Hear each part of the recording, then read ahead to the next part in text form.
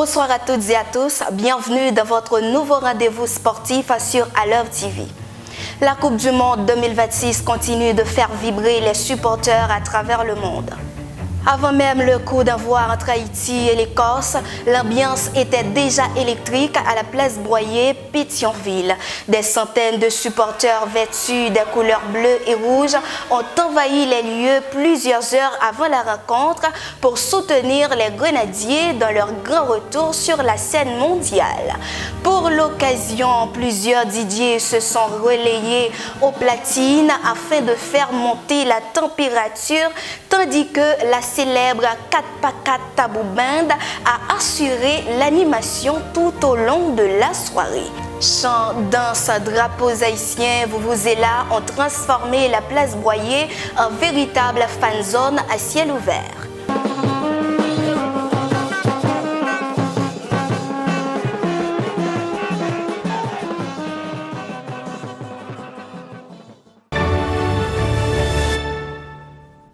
Pour son grand retour en Coupe du Monde après plus d'un demi-siècle d'absence, Haïti s'est incliné face à l'Écosse sur le score d'1-0 dans le groupe C. L'unique réalisation de la rencontre a été inscrite par John McGinn à la 28e minute. Malgré la défaite, les hommes de Sébastien Minier ont livré une prestation courageuse et ont poussé les Écossais dans leur dernier retranchement. À deux reprises en seconde période, les joueurs haïtiens ont réclamé un penalty pour des mains présumées du défenseur écossais Grant Hanley dans sa surface de réparation. Ni l'arbitre central Moustapha Gorbal, ni l'assistance vidéo n'ont jugé nécessaire d'intervenir.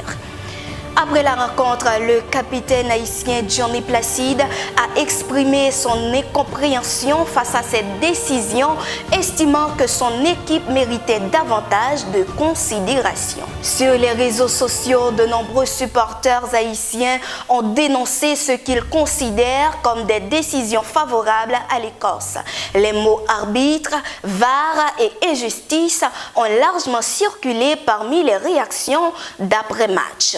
Malgré cette défaite, Haïti reste en vie dans le groupe C et devra désormais réaliser un exploit face au Brésil lors de sa prochaine sortie.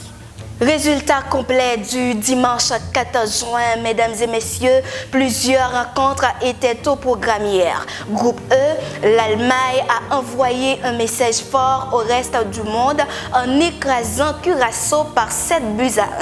Une démonstration offensive qui place les Allemands parmi les favoris de ce début de compétition.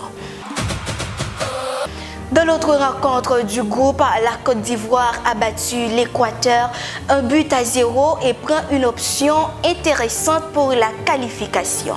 Groupe F, les Pays-Bas et le Japon se sont neutralisés 2 partout dans l'un des matchs les plus spectaculaires de la journée. La Suède, de son côté, n'a laissé aucune chance à la Tunisie en s'imposant 5-1. La sélection suédoise prend ainsi seule la tête du groupe F. Les résultats précédents à retenir: dans le groupe C, le Brésil et le Maroc se sont quittés sur un match nul, 2 partout. Un résultat qui maintient toutes les équipes du groupe de la course à la qualification. Grâce à sa victoire contre Haïti, l'Écosse occupe provisoirement la première place du groupe. Classement provisoire du groupe C. Écosse 3 points, Brésil 1 point, Maroc 1 point, Haïti 0 point. Rien n'est encore joué puisque 2 journées restent à disputer. Les matchs à surveiller aujourd'hui, mesdames, messieurs, la Coupe du Monde se poursuit ce lundi avec 4 affiches: Espagne contre Cap-Vert, Belgique contre Égypte, Arabie Saoudite contre Uruguay, Iran contre Nouvelle-Zélande. Des rencontres importantes pour le début des groupes G et H. Le prochain défi des Grenadiers, les regards des supporters haïtiens sont désormais tournés vers le choc du 19 juin. Haïti affrontera le Brésil dans une rencontre qui s'annonce particulièrement difficile.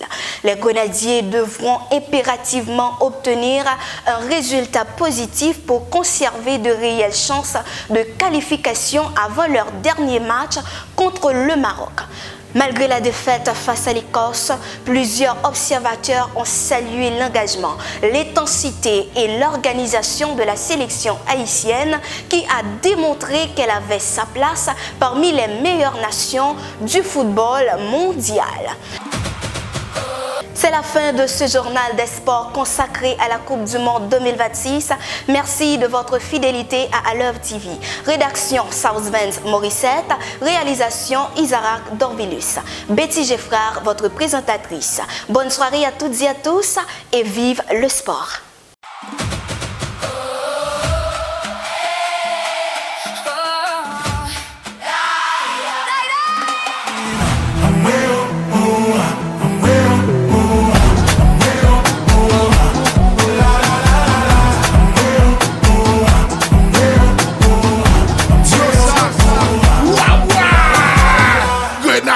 À la sonne, nous n'avons mondial levé drapeau.